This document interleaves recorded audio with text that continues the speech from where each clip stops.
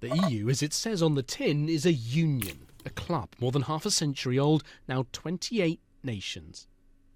But how big is it? China is more than twice the size.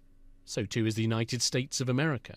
But compared to America, the EU's population is far bigger, and its combined economies rival the US. The EU is the world's biggest single market, people and goods, money and services flowing freely.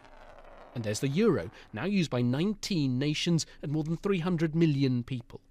To make this market work, EU countries have removed some borders and pooled some decision-making. So who wields power? National leaders do. They gather regularly to take big decisions jointly, such as on the migrant crisis, and set the EU's priorities. Government ministers from each country do. They meet their counterparts every month. When they're coordinating economic policy, it's the Chancellor George Osborne who goes. They, together with the elected European Parliament, approve or reject any new laws. 10% of its members are from the UK. And to keep the EU running are 55,000 civil servants. The UK government employs 6 times the number.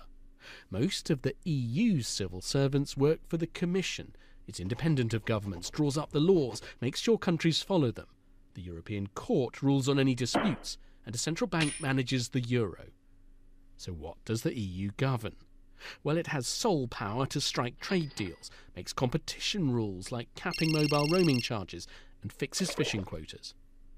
The EU shares with member states the power to act in areas like the rights of workers and consumers, protecting the environment. And its powers are growing.